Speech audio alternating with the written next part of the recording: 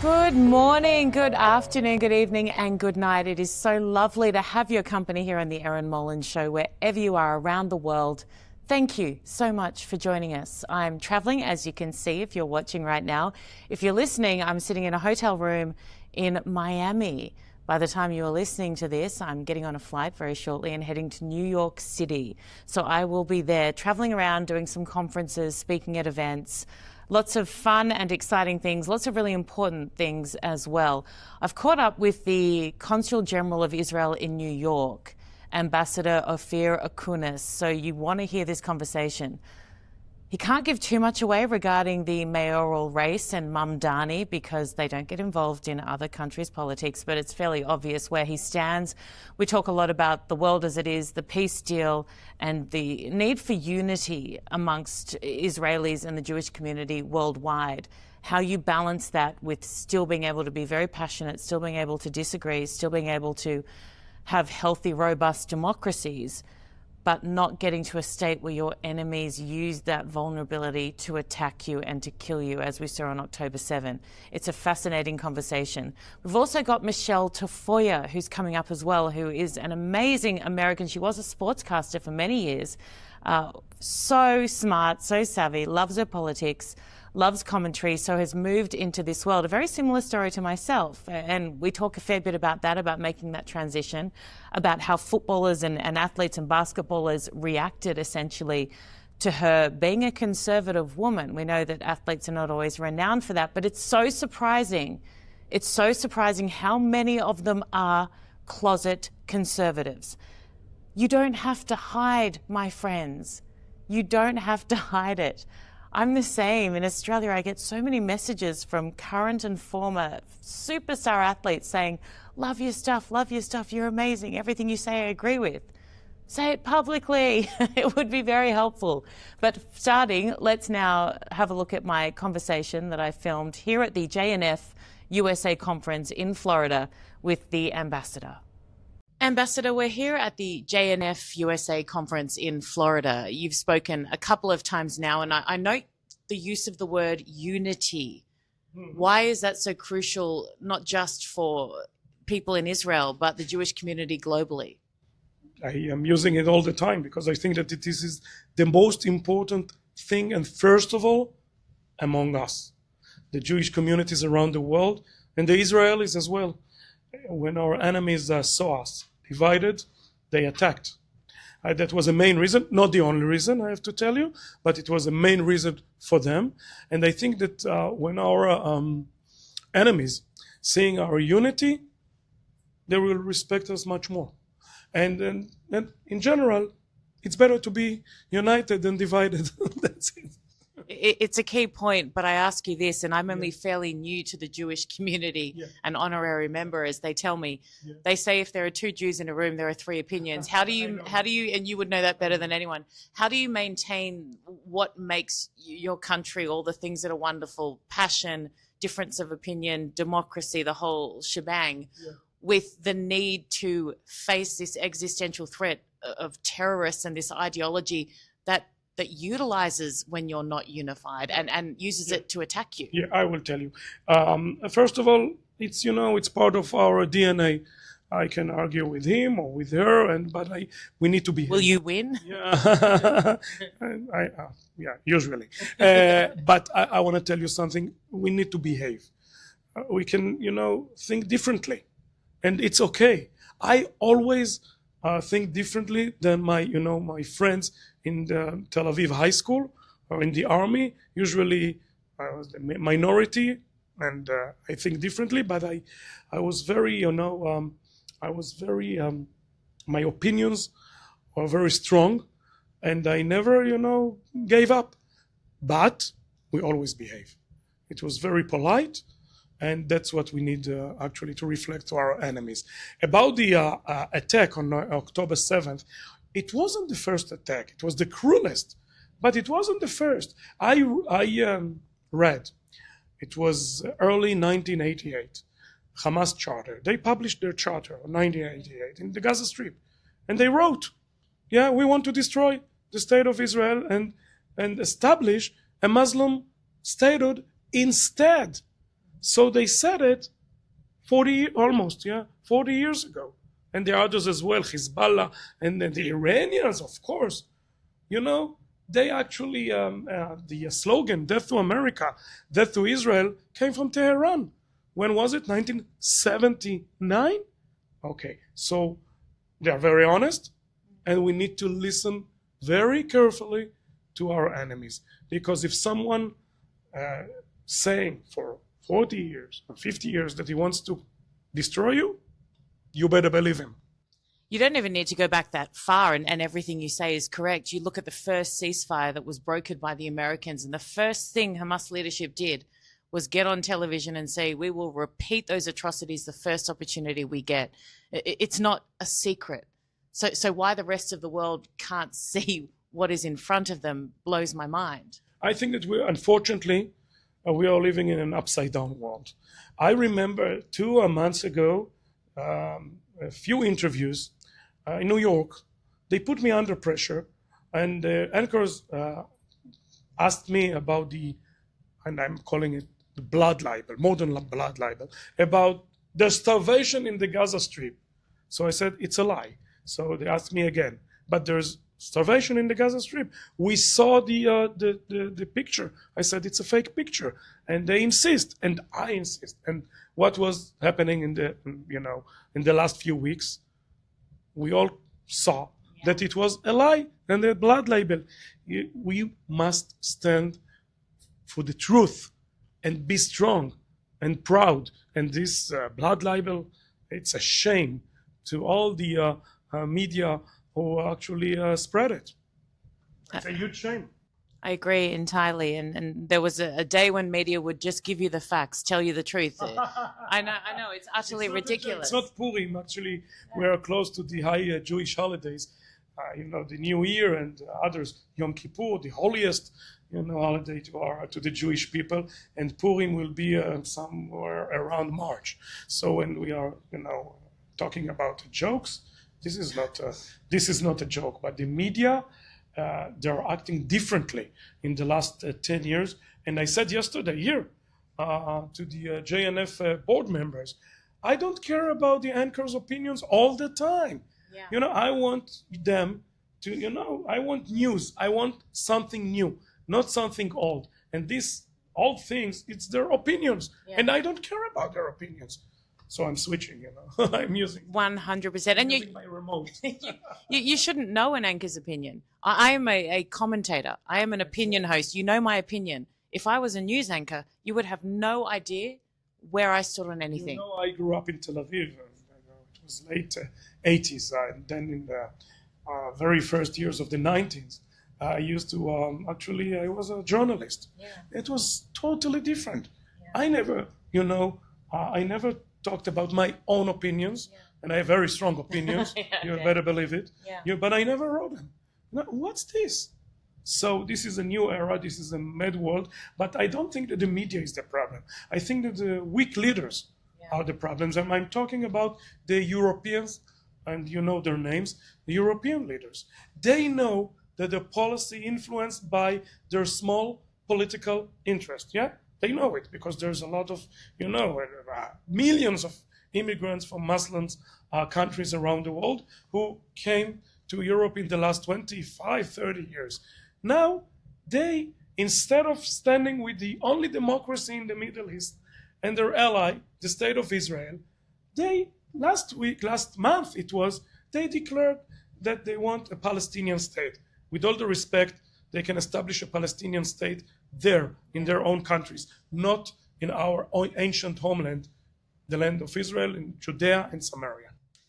The issue I have with that is twofold. Not only did they reward the most horrific terrorist atrocities I've ever witnessed, and I've actually been to Israel, watched the raw footage, unlike lots of those other Macron, Starmer, Carney, Albanese.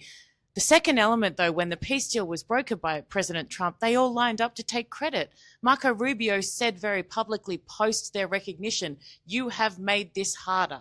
You have hurt the peace efforts, not helped them. It's unforgivable. He said it to President Macron, as far as I remember. But I want to tell you something in general about France. The rise of the Zionism came from France. After the Dreyfus trial, Herzl wrote, and we are talking about the JNF Conference now. Yeah, he established the JNF, Benjamin Ze'ev Herzl, and he wrote his famous book, Medinat HaYehudim, the homeland of the Jewish people. Why? Because the rise of the anti-Semitism in Europe back then in 1895, yeah? And he established the first Jewish Congress in Basel, in Switzerland. So, and what happened then? The French government put an embargo against the state of Israel a few months before the 6 Days War. Okay, so it's not new, unfortunately. And of course that Macron, I know it's a domestic problem there. And I think that he was wrong, as you just quoted Minister Rubio. And it's not the first time. Actually, Rubio's predecessor, Mr. Blinken, said, very honestly, I have to tell you, and I appreciate that, he said in the last few days of his service that the fact that the former American administration, Biden's administration, put the pressure on Israel and did not put the pressure on Hamas, that was a huge mistake. And the Hamas said no to deals. That's it. And that's the truth. This could have been over the day after if the world had grown a backbone and actually pressured Hamas, pressured Qatar, pressured Iran. Do you think that we can turn back the clock and the world will be normal again? And will, I don't know. That's right. I think we have to hope, don't we? Question. It's not an information issue, because, and what we call in Israel hasbara, the information issue. It's really an upside down world. I want to, and maybe we'll close. It's unbelievable and unacceptable that mobs in New York chanting and yelling "Death to America" in front of at a central ground station, or in front of the Israeli consulate, or in front of the Nova exhibition in Wall Street, or one of their leaders. I saw him 2 weeks ago. He said, in New York, we are preparing ourselves to the next October 7th. What is it? This is America. I know the very famous David Bowie song, "This is not America." Yeah. Do you remember? Yeah. Beautiful song. But, and I want to tell you something, this is not America. What is America? Democracy, freedom of speech, not freedom of hate, freedom of speech, the beautiful American flag. I'm always waving the American flag. By the way, in my office as well, you will come to my office and you'll see the American flag and the Israeli flag. And they're burning the American flags. What is it? Stop it now before it will be too late. I think when you talk about hope and can we turn this around, my fear is that it needs to get worse, and then people will actually understand that it's not just the Jews that are under attack. It is the West. It is America. These people hate everyone who is not a terrorist. I totally agree. Unfortunately, I think unfortunately, and as I said about Hamas charter, you can hear the imams and the mosques in Brooklyn. They are saying, we will force the Sharia laws on you, New Yorkers. That's what you want? And I want to ask those mobs, chanting and yelling global as the Intifada. Do you know the meaning of the word Intifada? Do you know it?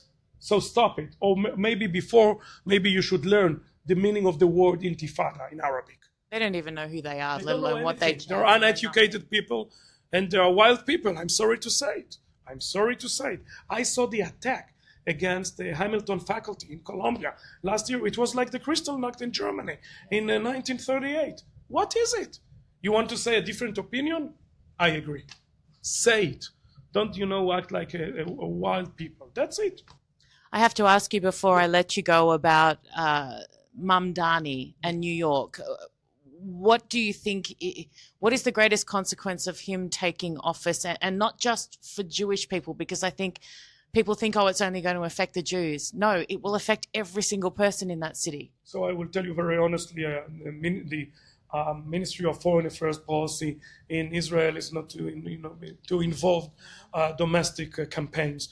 It is not our choice. It's New Yorkers' choice. Oh no, I don't think you'd ever choose to hold back. Exactly, exactly. So they need to think about their future, about his positions and ideology, and it's not about him. It's the other candidates as well, and then to vote. So I cannot, I can force the New Yorkers to vote, and I don't want them to involved in Israeli politics, and I will not be involved in the American policy. Ambassador, I look forward to asking you off camera your real thoughts. Thank you so much. Really appreciate your time. Thank you. Thank you, Erin. Now it's time to catch up with Michelle Tafoya. She is an amazing woman. You guys are going to love this chat. Michelle, thank you so very much for joining me. It's such a pleasure to have you on. Oh, it's great to be here. Nice to meet you, finally. Lovely to meet you as well. We have very similar stories, albeit on a very different scale. Australia is much smaller than America. But I started out in sportscasting, and I was the first woman here in Australia to do lots of different roles in rugby league and lots of different sports for nearly 20 years. But then the pool of politics and commentary and actually being able to have an opinion was far too strong. When did it come for you? When did you first have that desire to speak out? It may have been quite early. It was, because it was 9/11 for me here in America, that struck so many of us. And I mean, we were all kind of together as a nation at that point.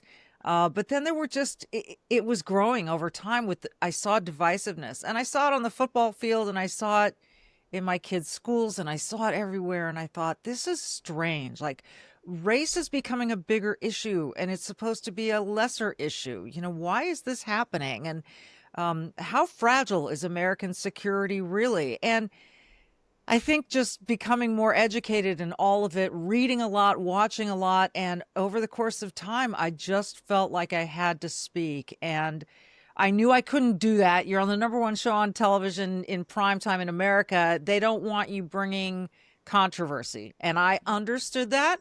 And that is what I signed up for. But then I had to say, I got to leave because the pull was far too strong. I continue to be worried about my country. What was the reaction, first of all, from those close to you, and second of all, from the public, and a public that adored you in the role that you had been in for so long? The people that I work with knew where I stood politically. We had some great conversations on the bus to practice, at dinners, etc. So they all knew. I don't think they expected me to quit my job for it.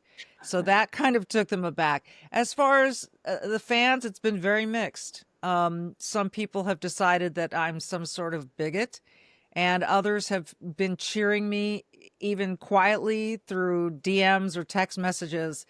So I kind of figure, well, and my husband had warned me. He said, right now, so many of the people watching football, they love you. They're not going to all love you after you do this. And I thought, okay, so be it. That's just it was a risk worth taking. And it's more important to me to live my values in the eyes of my children, not my fans.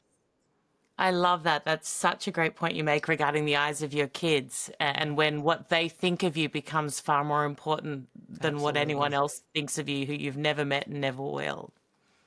It is. And in fact, there were times when they were really little, and I was looking at their future and thinking, oh my gosh, where is this going? Like the rate things are happening here in America, it could be a very different country by the time my kids want to have kids. And I don't want that for them. I want them to enjoy all the promise and the liberty and the freedom that this country's been built on. And I don't want them to be arguing with classmates and people they work with and all the rest over divisive issues like identity politics. This is so disruptive, and it's happening, we're doing it to ourselves. And I think that's a trend that absolutely needs to stop. What is the biggest threat, particularly in America, but I think a lot of the things that you guys worry about worldwide when it comes to the demise of the West, which is how it feels. What do you think is the biggest threat to the kind of future you want for your kids? I have a friend named Gad Saad. He's a professor, and I love him. Yes, Gad. And so he calls it suicidal empathy. And I know that empathy is a big word for people on the left. We have to be, find your inner empath and well, you can do that to the point where people take advantage of you and they don't really care about you and your empathy. They just want the benefits that come from it. And so I think you're seeing it in the UK. I think, I just came back from a couple trips to Europe this summer. You can see it in places like Vienna. You can see it in places like Paris, France, really all over France, but Paris in particular, and here in the United States. And the mass immigration, illegal immigration that happened here in America, I think has been devastating. Not because of the immigrants themselves, although some of them are very, very dangerous, but because of the strain it has put on the system, the vetting that was never done. All during the COVID years, I was taking a COVID test every 3 days to work on the NFL, and people were coming in here without a COVID test, without a COVID vaccination. They were just being let in, ushered across the border. That is not the way to have a country. And so that stuff, crime, I suppose I should be worried about the economy, but the public safety and having a country are more important to me right now. It's ridiculous, isn't it, how people decide to apportion where their empathy belongs. And it's often the people who have been in a country and helped to build it. And that includes legal immigrants who have been an incredible part of what America has become. Exactly the same as Australia. But they are often the loudest in Australia when it comes to too many people coming in that puts a strain on a system, because they came here for a reason, because they loved what Australia stood for. They're now looking around and going, why did I come all the way here when the country is going to hell, essentially? Yeah, well, that's so interesting. And what do you see in Australia that's going to hell? I mean, very similar things. And we don't have the kind of illegal immigration problem that you guys had with a D. You've got an influx that's there now. But the issue is housing. There was a video that was up in Bondi yesterday of, I think it was a kilometre-long line for a 2-bedroom unit in Bondi that would have been ridiculously overpriced. Kids can't afford to get into the housing markets. Kids can't afford this Australian dream that we used to always talk about. Facilities that we're bringing in hundreds of thousands of people every few days into this country. It is insanity, and it doesn't help anyone. But as you know, with governments, they're looking to make money and they're looking for their bottom line. They don't care about the quality of life that people who exist here already are losing, and the people they're bringing in are not going to have. So it's insanity. We're losing the fabric of who we are as a nation. That fabric includes Indian Australians who have been incredible, Chinese Australians who have been incredible, all wonderful people who have contributed, but they've people who have come in and want to adopt our way of life, still maintain their culture, absolutely, but not hit the streets and try to ruin ours. That's such a great point. And that's what we see here too. We've been a welcoming, empathetic country, and please come in, assimilate, live with our values. We have great values here. And so many have, including, my dad's parents.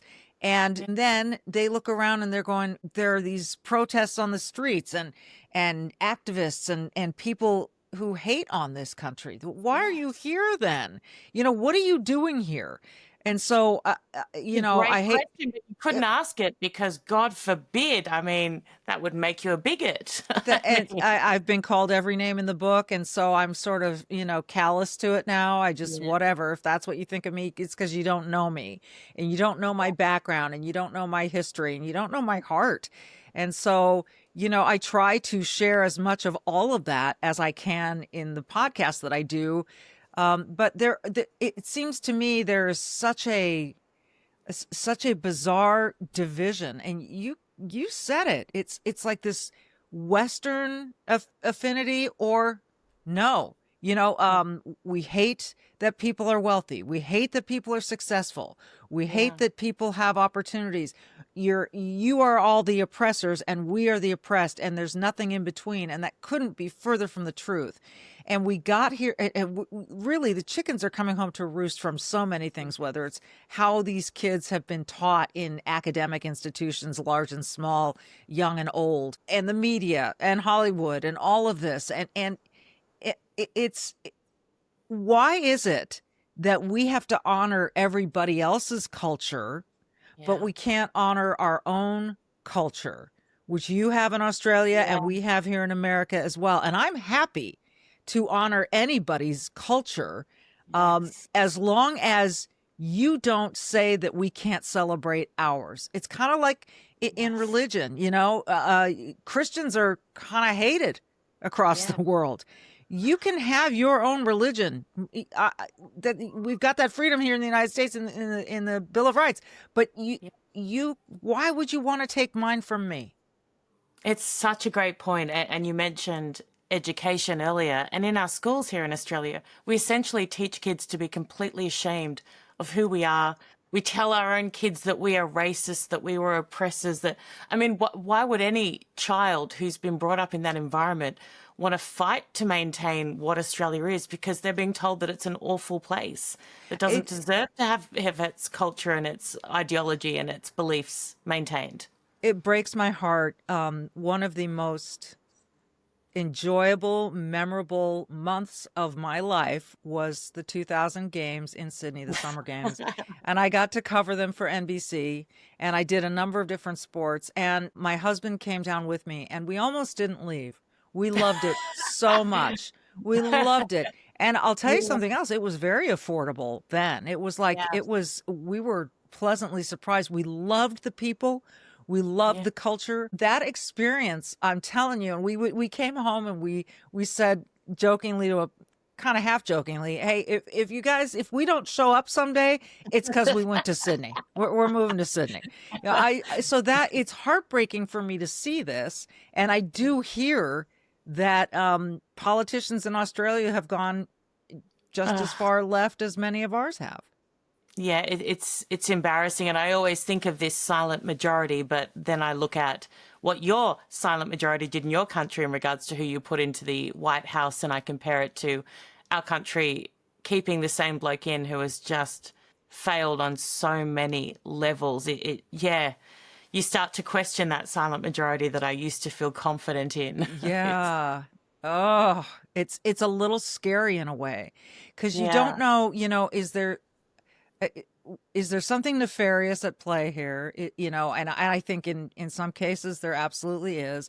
Or are people just really that disinterested in success and having a good life? Which makes no sense. But it makes no sense. You do you. Do you. It unfortunately impacts the rest of us. Right. You do you, but at our expense, really? Yeah. It's, we continue to see here in the States a number of activist judges, and you like to think that your justice system is that justice is blind, and yet they are basing their sentencing and whether or not they'll even bring cases on political things, and letting a lot of repeat criminals out on the streets again and again. And it is horrifying to me how these people come to believe that they're doing the right thing. And you're right. This is the thing that I struggle with. I think I look at so many people who I may have previously respected, or people who I know are decent, good people, and I see them marching in the street along with, death to people chants and flags of terrorists. And I know that they legitimately think they are doing the right thing, that they are legitimately trying to help, that they are showing empathy, that they are kind. And I'm just looking going, that is insanity. That scares me more than the evil kind of malicious ones who are just trying to at least you know who they are. But these others are like they've been pulled in by some tide that you can't identify. And in the meantime, they turn around and here in the States tell anybody that voted for Trump, you are the enemy, you are a fascist, you are a Nazi. And it's sort of like, wow, look, I had a binary choice between, a closed border and safety versus more of what we had, and I wasn't going backward.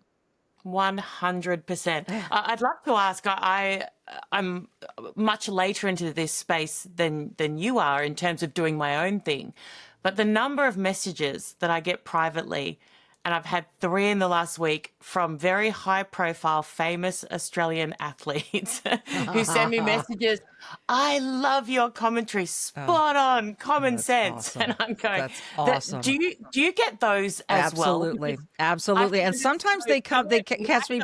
Post, but they'll send it privately. Absolutely. Very rarely. Now, there are some former athletes in America, particularly in the NFL, who have, I should say the NHL too, the hockey league, who have been out of sport for a while. They're not worried about their brand anymore, and they will repost my stuff. But more than that, it's done secretively behind the scenes. Keep doing what you're doing, and it's lovely to hear. But it's again, it's sort of dispiriting that they can't just say it publicly. Erin's great. Look at you, follow her. Look at her stuff. If they actually believe and agree with you, but it's this branding, it's this canceling that they might have to face. That's just we need more people to be more courageous. They've got to ditch fear and just it's this growing number of people, a coalition of courage, if you will, that we need to overcome this. I love that coalition of courage. And you're right. It's actually, I think about it, not as often as I would have 5 years ago, because my capacity to care is much more limited these days, which is a lovely place to be in. But I was on the front cover of the biggest magazine in Australia maybe a month ago, and it was a lovely story, wonderful, but of course a couple of raging feminists who will march alongside Hamas and ignore the suffering of October 7, but will try to get you sacked if you compliment a woman in the workplace on her outfit. This kind of hypocrisy. Just went nuts about it. And I'm thinking, one of the people from the magazine was like, we're just going to remove the post just because it's a little bit controversial. And I'm thinking, I said, what part of anything I've ever said is controversial? I'm the face of more charities in Australia. I care more deeply about people than anyone else I can think of. I cry when I see a headline about a child suffering. It's common sense. There is nothing. Terrorists are bad. Victims deserve support. Yes. What is controversial? And that's just one element of it. But it blows my mind that people would worry about their brands. I look at everything I say and I say, I'm not a right-wing nut job. I'm not a bigot. I've got a gay brother. I've supported same-sex marriage. I'm kind to everyone that I can. It's silly. It's silly, and it's. Wow. And it does seem really one-sided. I can't wait to have you on my podcast, by the way, because we can have this conversation again for my audience. But I have a friend who is conservative, but she lived a lot of her life in a very liberal town, Portland, Oregon. You may have heard. But she is on this little vacation with her former book club buddies, and there was an incident, an argument, and she has a gay daughter, my friend, and this Democratic woman said to her, you only care about gay people now because your daughter's gay. And she was just taken aback, and this woman really went after her conservative values and said the only reason you care about gay people now is because you have a gay daughter. Well, this made a very bad dent in their vacation together, and seems to be very one-sided. Like I can't imagine saying something like that to anybody. And the Charlie Kirk, in the wake of that horrific assassination, the people dancing on his grave. I just don't see it going the other way. George Floyd dies, and conservatives didn't dance on his grave. My God, his funeral was televised. So I don't know how we can say this. Oh, it happens on both sides. Some things surely do, but not this extreme sort of hatred and vitriol. Someone that really, Pink, who I love her songs. I grew up listening to them. She did a post about Charlie Kirk's death that was awful in terms of a celebratory song to sing at his funeral. And I'm thinking, but like 5 years ago, you were up on stage at some awards night doing the most beautiful, emotional thing to your daughter about being kind and inclusive, and the fact that she might not look like all the other kids, but that doesn't matter because she's unique and she thinks the way she thinks and all these kind of things. And I'm going, so it's okay for your daughter to be different and you want her to be accepted and confident, but Charlie Kirk didn't deserve his perspective to the extent where we should celebrate his death. And they're not even aware of how ridiculous and hypocritical they are. It's really, it shows the complete lack of logic and sense that is identity politics, that you can say, oh, I'm inclusive, all are welcome here, except for you and these white guys over here. Yeah, you over there, you're Christian, you're not welcome. Sorry. Black conservatives, your Uncle Tom's, you're not welcome. You know, that kind of, it's like, okay, so all are not welcome here. No, so make up your mind and just be blunt about it and be upfront. Don't smile and hide your contradictions. You are who you are, and either own it or yeah, I'm with you on this. How does that happen to someone like Pink, who seems like a relatively intelligent person? Well, and every song is about, be who you are, except, as you just went through, A, B, C, D. Michelle, before I let you go, politics, if I had $1 for every time I was asked if I was going to go into politics, I would I'd be so rich. I know that you get very similar questions. Is there a little fire that's burning within potentially for a tilt in America? You know what? The fire is there, but there's the reality. And that is that my husband basically lived without me for the first 25 years of our marriage when I was on the road. That could be why it worked. Yes. Yeah. My kids, and I will say that, I happen to live in Minnesota, and it's in bad shape. And yes, people are saying, please run for this, run for that. But I don't think I'm going to stay here. I honestly think this one might be too far gone. I'm not from here originally. I'm from California, which may also be too far gone. But I think that I don't feel enough commitment to abandon my family at this point, which you really are, to fight for this state. So I think we're leaving eventually, and maybe where I go, maybe I'll think about it there. I love that. And you're right. I think what you're doing now, I mean, you don't have constraints. It's far more effective in terms of the fight for the people in your state and everywhere else. Not just in America, but around the world. You are amazing. Thank you so much for making time for me. It's been an absolute pleasure. Thank you. Thank you so very much for joining us here on the Erin Molan Show. As you know, we love you all so very much. We're so grateful for all of the support. We are continuing to grow at a rate that I could never have envisaged. Again, don't take any of it for granted. Thank you. Let us know what you think. Always share your comments. We love that as well. And I'll bring you tomorrow's show from New York City. Cannot wait. We'll also have Jonathan Conricus will be with me tomorrow to go through all of the headlines and to tell us where we're up to with the ceasefire. Is this real? Is this genuine? Has America essentially screwed Israel over? There's a fair bit of talk about that. We're going to get right into that. So take care. I'll see you tomorrow. Love you all.